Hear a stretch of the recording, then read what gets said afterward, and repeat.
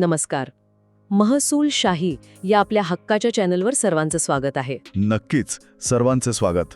आजचा हा व्हिडिओ सामान्य नागरिक, महिला आणि कायद्याची माहिती घेणाऱ्या सर्वांसाठी खूप महत्त्वाचा आहे, कारण आज आपण अलाहाबाद उच्च न्यायालयाचा नुकताच आलेला एक ऐतिहासिक निकाल पाहणार आहोत. हो, आणि या निकालाच्या आधारे आपण पुराव्याचा कायदा म्हणजे लॉ ऑफ एव्हिडन्स कसा काम करतो हे पाहणार आहोत.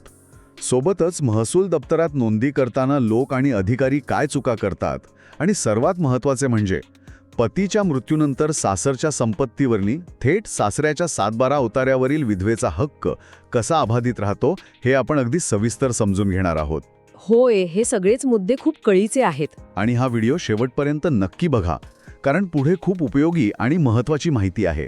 चला तर मग कायद्याचं आणि तुमच्या फायद्याचं बोलूयात. होय, ही चर्चा आज खऱ्या अर्थाने खूप महत्त्वाची ठरणार आहे, कारण समाजात आजही अनेकदा असा गैरसमज असतो की कायद्याच्या काही पळवाटा शोधून आपण आपली जबाबदारी सहज झटकू शकतो. बरोबर. पण अलाहाबाद उच्च न्यायालयाने या ताज्या प्रकरणात अत्यंत स्पष्ट केली आहे की कायदा केवळ कागदावरच्या शब्दांवर चालत नाही, तर तो त्यामागील हेतू आणि प्रत्यक्ष न्यायासाठी कसा काम करतो हे जास्त महत्त्वाचे असते. हो, तर आपण या मूळ घटनेपासूनच सुरुवात करूया. म्हणजे नक्की काय घडलं होतं या प्रकरणात, कारण सुरुवातीला ऐकताना हे एखाद्या चित्रपटाच्या कथेसारखं वाटतंय. तसंच काहीसं आहे. हे संपूर्ण प्रकरण अकुल रस्तोगी नावाच्या एका व्यक्तीचे आहे. त्याने अलाहाबाद उच्च न्यायालयात एक प्रथम अपील याचिका दाखल केली होती. अच्छा. त्यापूर्वी रामपूर येथील कौटुंबिक न्यायालयात 6 फेब्रुवारी 2026 रोजी अकुल रस्तोगीचा एक अर्ज फेटाळला गेला होता. तिथूनच या संपूर्ण कायदेशीर लढ्याला खऱ्या अर्थाने सुरुवात झाली. पण कौटुंबिक न्यायालयात त्यांनी असा कोणता अर्ज दिला होता की ज्यामुळे हा वाद थेट उच्च न्यायालयापर्यंत पोहोचला? आता बघा, अकुल रस्तोगी या पतीने कौटुंबिक न्यायालयात फौजदारी दंड संहितेचा म्हणजेच CRPCच्या कलम 340 अंतर्गत एक अर्ज दाखल केला होता. कलम 340 म्हणजे कशाबद्दल असतं हे? हे शपथभंग म्हणजेच न्यायालयात खोटी साक्ष देण्याप्रकरणी असतं. त्याचा असा दावा होता की त्याच्या पत्नीवर खोटी साक्ष दिल्याबद्दल फौजदारी कारवाई करण्यात यावी आणि तिला शिक्षा व्हावी. बापरे, पत्नीवरच फौजदारी कारवाई? हो, पतीच्या वकिलांचा असा युक्तिवाद होता की पत्नीने पोटगी मिळवण्याच्या उद्देशाने न्यायालयात अनेक खोटे दावे केले आहेत. तिने स्वतःला केवळ एक गृहिणी असल्याचे आणि उत्पन्नाचे कोणतेही साधन नसल्याचे न्यायालयाला सांगितले होते. पण प्रत्यक्षात तिच्याकडे खूप मोठी रक्कम आहे असा पतीचा दावा होता. एक मिनिट, मला इथे एक प्रश्न पडलाय. म्हणजे एखाद्याने स्वतःची जबाबदारी झटकण्यासाठी पत्नीवरच खोटे आरोप लावले, तर कायदा त्याला कसं उघडा पाडतो? हा खूपच रास्त आणि तार्किक प्रश्न आहे, आणि इथेच कायद्याची खरी कसोटी लागते. वरवर पाहता पतीचे म्हणणं योग्य वाटू शकतं. हो ना, वरवर तसंच वाटतंय. पण जेव्हा पती पत्नीमधील वाद न्यायालयात जातो तेव्हा फक्त वरवरचे आरोप पाहून चालत नाही. फौजदारी दंड संहितेचे कलम 125 असो किंवा हिंदू दत्तक आणि निर्वाह कायदा म्हणजेच हिंदू अडॉप्शन अँड मेंटेनन्स ॲक्टचे कलम 18 असो, या कायद्यांतील तरतुदी अतिशय स्पष्ट आहेत. म्हणजे पोटगीच्या तरतुदी. याने या प्रकरणात पाहिले की पतीचा मुख्य उद्देश पत्नीला न्याय मिळवून देण्याचा नव्हता. मग काय होता? निव्वळ स्वतःची आर्थिक जबाबदारी टाळण्यासाठी त्याने पत्नीच्या पुराव्यांवर आक्षेप घेण्याचा आणि तिला गुन्ह्यात अडकवण्याचा मार्ग निवडला होता. अच्छा, म्हणजे मूळ प्रश्न पोटगीचा होता, पण पतीने लक्ष विचलित करण्यासाठी फौजदारी गुन्ह्याचा आधार घेतला. अगदी तसंच. आणि त्यासाठी त्याने जे पुरावे दिले ते पाहिल्यावर उच्च न्यायालयाने हे प्रकरण अत्यंत गांभीर्याने घेतले आणि पतीचा हा अर्ज पूर्णपणे फेटाळून लावला. हे खूपच रंजक आहे, कारण जेव्हा आपण न्यायालयात एखाद्यावर आरोप करतो तेव्हा त्याला भक्कम पुरावेही द्यावे लागतात. हो तर. या प्रकरणात पतीने पत्नीच्या बँक खात्यांविषयी काही दावे केले होते असं तुम्ही म्हणालात. आपण त्याबद्दल काही तथ्य किंवा आकडेवारी पाहूया का? त्याने नक्की काय पुरावा दिला? नक्कीच. मी या प्रकरणातील काही अतिशय महत्त्वाचे क्विक फॅक्ट सांगते. पतीने न्यायालयात पत्नीच्या बँक खात्याचे स्टेटमेंट सादर केले आणि त्याने असा दावा केला की पत्नीच्या बँक ऑफ बडोदा आणि HDFC बँकेत तब्बल 20 लाख रुपयांहून अधिक रकमेच्या मुदत ठेव पावत्या म्हणजेच FD आहेत. काय, 20 लाख रुपये? ही तर खूप मोठी रक्कम आहे. मग जर तिच्याकडे 20 लाख रुपये बँकेत पडून आहेत, तर ती स्वतःला निराधार कशी म्हणू शकते? हां, हेच तर या प्रकरणातील दुसरं महत्त्वाचे तथ्य आहे. बर. जेव्हा या रकमेविषयी न्यायालयासमोर विचारणा करण्यात आली तेव्हा पत्नीने अतिशय स्पष्टपणे आणि पुराव्यानिशी एक गोष्ट सांगितली. ती म्हणाली की ही 20 लाख रुपयांची रक्कम तिने स्वतः कमावलेली नाही. मग कुठून आली? ही रक्कम तिच्या वडिलांनी तिच्या भविष्यातील सुरक्षिततेसाठी तिच्या नावावर जमा केली होती आणि हे स्त्रीधन किंवा माहेरून मिळालेली भेट या प्रकारात मोडते. अच्छा, म्हणजे ते तिचे स्वतःचे उत्पन्न नव्हतेच. पण समाजात यावरून एक खूप मोठा गैरसमज आहे. कोणता? अनेकांना वाटतं की पत्नीच्या बँक खात्यात पैसे आहेत, मग ते कुठूनही आलेले असोत किंवा ती माहेरी सुखात राहत असेल तर पतीला तिला पोटगी देण्याची काहीच गरज नाही. हो, हाच तो एक अत्यंत चुकीचा गैरसमज आहे जो आपल्याला आज मोडून काढायचा आहे. बरोबर. समजा पत्नीच्या आईवडिलांनी तिला काही मदत केली असेल तर त्याचा अर्थ असा अजिबात होत नाही की पतीने हातवर करावेत. कायद्यानुसार स्वतःचे स्वतंत्र उत्पन्न असणे आणि वडिलांनी दिलेली आर्थिक मदत किंवा FD असणे यात खूप मोठा कायदेशीर फरक आहे. म्हणजे न्यायालयाने हा फरक मान्य केला? हो ना. न्यायमूर्ती अरिंदम सिन्हा आणि न्यायमूर्ती सत्यवीर सिंग यांच्या खंडपीठाने या सर्व बाबींचा अत्यंत बारकाईने अभ्यास करून हा ऐतिहासिक निर्णय दिला. सोप्या भाषेत सांगायचं झालं तर सांगा. पत्नीकडे तिच्या माहेरून आलेले पैसे आहेत याचा आधार घेऊन पती आपली तिला जगवण्यासाठी लागणारी पोटगी देण्याची जबाबदारी झटकू शकत नाही. हा मुद्दा अत्यंत स्पष्ट झाला. पण मला आता त्या बँक स्टेटमेंटच्या पुराव्याकडे पुन्हा यायचंय.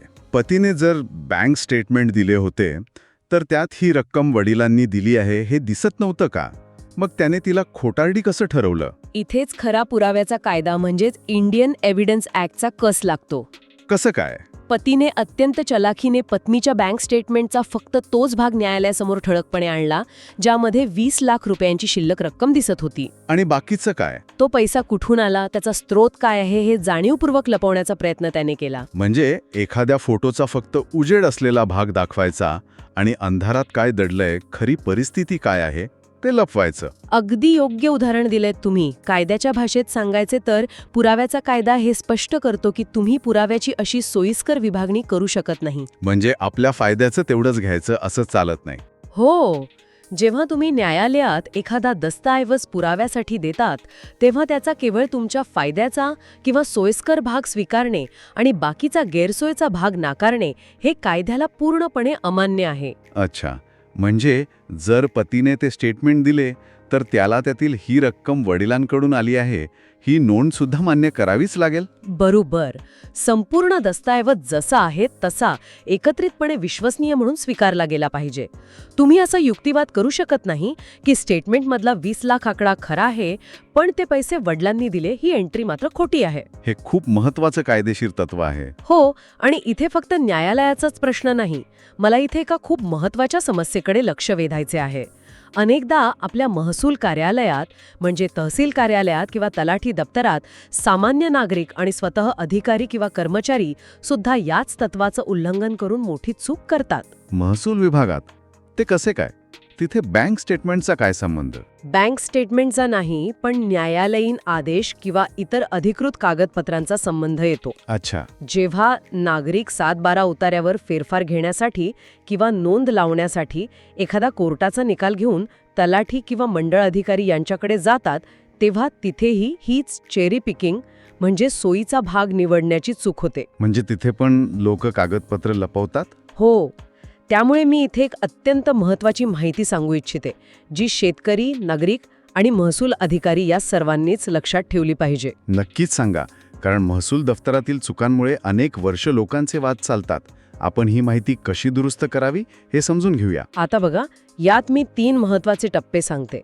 पहिली सर्वात मोठी चूक नागरिक काय करतात तर न्यायालयातून किंवा प्रांताधिकाऱ्यांकडून आलेला निकाल महसूल अधिकाऱ्यांसमोर सादर करताना ते संपूर्ण दस्तऐवज सादर करत नाहीत. मग काय देतात? ते फक्त शेवटचं पान देतात ज्यात आदेश लिहिलेला असतो.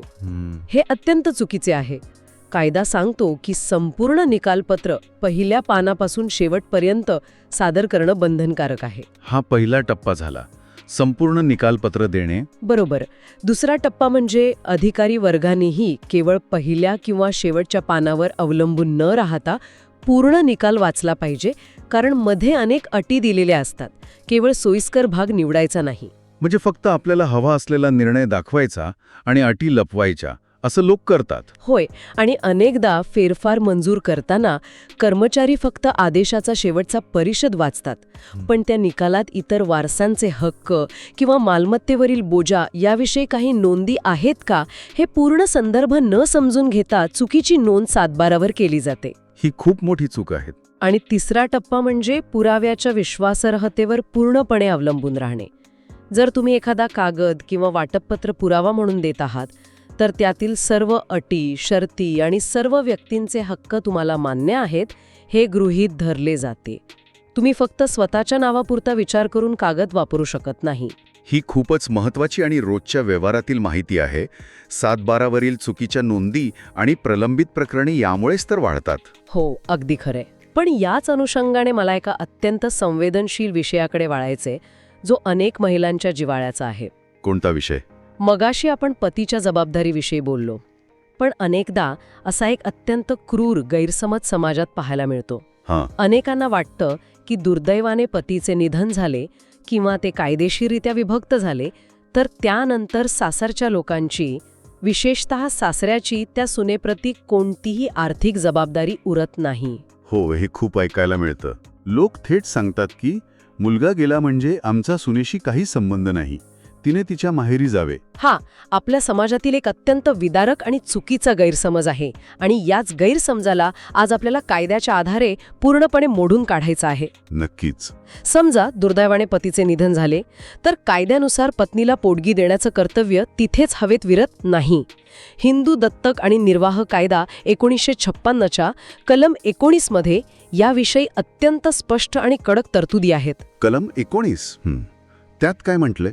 या कलमानुसार विधवेला तिच्या सासरच्या संपत्तीतून पोटगी मिळवण्याचा अधिकार कायम राहतो. म्हणजे मला इथे एक सांगा, जर मृत पतीची स्वतःची अशी कोणतीही मालमत्ता नसेल, त्याने काहीच कमवलं नसेल, तर ती विधवा कोणाकडे पोटगी मागणार? सासरचे लोक तर म्हणतील की आमच्या मुलाने काहीच मागे ठेवले नाही, आम्ही कुठून देणार? इथेच कायद्याने महिलांना एक भक्कम ढाल दिली आहे. जर मृत पतीच्या स्वतःच्या इस्टेटीतून विधवेचा उदरनिर्वाह होऊ शकत नसेल, ती मालमत्ता अपुरी ठरत असेल, तर त्या विधवेला तिच्या सासऱ्याच्या मालमत्तेतून पोटगी मागण्याचा पूर्ण कायदेशीर अधिकार आहे. म्हणजे सासऱ्याच्या जमिनीच्या 7/12 उतार्यावर या विधवेचा थेट हक्क निर्माण होतो? होय, पण यात एक तांत्रिक मुद्दा समजून घेणं आवश्यक आहे. सासऱ्याच्या नावावर असलेल्या मालमत्तेतून, मग तो जमिनीचा 7/12 असो किंवा इतर कोणतीही वडिलोपार्जित संपत्ती ज्यामध्ये तिच्या मृत पतीचा हिस्सा होता, त्यातून त्या सुनेला आपला उदरनिर्वाह चालवण्यासाठी पोटगी मिळवण्याचा अधिकार प्राप्त होतो. अच्छा, म्हणजे थेट मालकी नाही. बरोबर. याचा अर्थ ती जमीन लगेच तिच्या नावावर होत नाही, पण त्या जमिनीतून येणाऱ्या उत्पन्नावर किंवा त्या मालमत्तेवर तिच्या पोटगीचा बोझा निर्माण केला जाऊ शकतो. त्यामुळे मुलगा गेला म्हणजे आमचा सुनेशी काही संबंध नाही हा सासरच्यांचा दावा कायदा अजिबात मान्य करत नाही. हा खरोखरच डोळे उघडणारा मुद्दा आहे. महिलांना, विशेषतः ग्रामीण भागातील महिलांना, त्यांचे हे अधिकार माहीत असणं किती गरजेचे आहे हे यातून स्पष्ट होते. हो ना. त्यांना वाटतं की नवऱ्याच्या मृत्यूनंतर त्यांच्या पायाखालची जमीनच सरकली, पण कायदा त्यांच्या पाठीशी उभा असतो. अगदी बरोबर. कायदा खऱ्या अर्थाने आधार देतो, फक्त तो कसा वापरायचा याची माहिती असली पाहिजे. याच विषयावर मला एक गोष्ट आठवली. मागील व्हिडिओवर एका ताईंनी असाच सासरच्या मालमत्तेविषयी आणि 7/12वरील नोंदीविषयी एक अत्यंत प्रॅक्टिकल प्रश्न विचारला होता. काय होता प्रश्न? त्यांचा प्रश्न असा होता की सासरे जर ती वडिलोपार्जित मालमत्ता किंवा जमीन परस्पर विकायला काढत असतील आणि पती हयात नसेल, तर त्या सुनेने आपले हक्क वाचवण्यासाठी नक्की काय करावे? हा खूपच महत्वाचा आणि व्यवहारी प्रश्न आहे. या उच्च न्यायालयाच्या निर्णयाचा आणि आपण चर्चा केलेल्या कायद्यांचा संदर्भ देऊन मी सांगेन की अशा परिस्थितीत त्या ताईंनी अजिबात वेळ न दवडता त्वरित दिवाणी न्यायालयात म्हणजेच सिव्हिल कोर्टात धाव घेतली पाहिजे. बरं, तिथे काय करायचं? तिथे जाऊन त्यांनी सासऱ्यांच्या मालमत्तेतून स्वतःच्या आणि स्वतःच्या मुलांच्या पोटगीचा अधिकार निश्चित करण्यासाठी दावा दाखल करावा. आणि सर्वात महत्त्वाची पहिली पायरी म्हणजे त्या मालमत्तेच्या म्हणजेच त्या 7/12च्या हस्तांतरणावर किंवा विक्रीवर मनाई आदेश म्हणजेच स्टे आणावा. म्हणजे जोपर्यंत पोटगीचा निर्णय होत नाही तोपर्यंत सासरे ती जमीन विकू शकणार नाहीत. अगदी तसंच. एकदा का कोर्टाचा स्टे आला आणि त्याची नोंद सातबारावर इतर हक्कात लागली की सासरे ती जमीन कोणालाही विकू शकत नाहीत किंवा बक्षीसपत्र करू शकत नाहीत. बापरे, हा खूप मोठा अधिकार आहे. होय, कारण कायद्याने त्या विधवेला तो अधिकार दिला आहे आणि तो अधिकार डावलून केलेले कोणतेही व्यवहार बेकायदेशीर ठरतात. खूपच स्पष्ट आणि अचूक मार्गदर्शन. मला खात्री आहे की या सविस्तर चर्चेतून अनेक महिलांच्या आणि नागरिकांच्या मनातील शंका दूर झाल्या असतील. अशीच महत्त्वाची आणि उपयोगी महसूल विषयांची माहिती रोज हवी असेल तर महसूलशाही चॅनलला सबस्क्राईब करा, लाईक करा आणि शेअर नक्की करा. प्रश्न असेल तर कमेंटमध्ये नक्की विचारा. नक्कीच. नागरिकांचा सहभाग आणि त्यांचे प्रश्न खूप महत्त्वाचे आहेत. त्यातूनच नवीन विषय चर्चेला येतात. तर आपण आजच्या या सविस्तर चर्चेचा थोडक्यात आणि वेगाने आढावा घेऊया. आपण पाहिले की अलाहाबाद उच्च न्यायालयाने अकुल रस्तोगी यांचे पत्नीविरुद्धचे खोट्या साक्षीचे अपील कसे फेटाळून लावले. हो, पतीने बँक स्टेटमेंटचा सोयीस्कर भाग दाखवून स्वतःची पोटगीची जबाबदारी टाळण्यासाठी केलेला प्रयत्न न्यायालयाने हाणून पाडला. आणि आपण हेही समजून घेतले की सासरच्या मालमत्तेवर, सासऱ्याच्या जमिनीवर विधवेचा पोटगीसाठी हिंदू दत्तक आणि निर्वाह कायद्याच्या कलम 19 नुसार कायदेशीर अधिकार कसा असतो. अगदी बरोबर. आणि सर्वात महत्त्वाचे म्हणजे पुराव्याचा कायदा, ज्यामध्ये दस्तऐवजाचा फक्त सोयीचा भाग निवडता येत नाही. आणि हे तत्व महसूल कार्यालयात 7/12चे फेरफार करताना कसे लागू पडते हे आपण पाहिले. आणि जाता जाता या प्रक्रियेतील आणखी एक महत्त्वाचा पैलू मी सांगू इच्छिते. या सगळ्या निकालपत्रात उच्च न्यायालयाने एक अत्यंत महत्त्वाचा निर्देश दिला आहे. कोणता निर्देश? न्यायालयाने त्यांच्या स्वतःच्या नोंदणी विभागाला म्हणजे रजिस्ट्रीला हा निर्णय मूळ रामपूर येथील कौटुंबिक न्यायालयाला अधिकृतपणे कळवण्याचे निर्देश दिले आहेत. याचा उद्देश काय असतो? उच्च न्यायालयाने खालच्या न्यायालयाला निकाल पाठवणे ही तर सामान्य प्रक्रिया असावीला. म्हणजे न्यायव्यवस्थेची साखळी कशी काम करते हे यावरून दिसतं. अनेकदा वरच्या न्यायालयाने दिलेले महत्त्वपूर्ण निर्णय खालच्या न्यायालयापर्यंत अधिकृत स्वरूपात पोहोचायला वेळ लागतो. अच्छा. की हा निकाल केवळ एका व्यक्तीपुरता मर्यादित नाही, तर तो एक प्रेसिडेंट किंवा मार्गदर्शक तत्व म्हणून वापरला जावा. म्हणजे भविष्यातील प्रकरणांसाठी. होय, जेणेकरून भविष्यात त्या कौटुंबिक न्यायालयाला किंवा इतर न्यायालयांना अशा प्रकरणांचा अचूक संदर्भ घेता येईल आणि पुराव्यांची मोडतोड करणाऱ्यांना वेळीच चाप लावता येईल. यावरून एक गोष्ट स्पष्ट होते की कायदा किती सूक्ष्मपणे, दूरदृष्टीने आणि पारदर्शकपणे काम करत असतो. खरोखरच कायद्याची ही बाजू समजून घेणं खूप रंजक आणि माहितीपूर्ण आहे. तुम्हाला ही आजची चर्चा कशी वाटली आणि पुढील व्हिडिओसाठी तुम्हाला महसूल किंवा कायद्याचे कोणते नवीन विषय पाहायला आवडतील हे आम्हाला कमेंट्समध्ये नक्की सुचवा.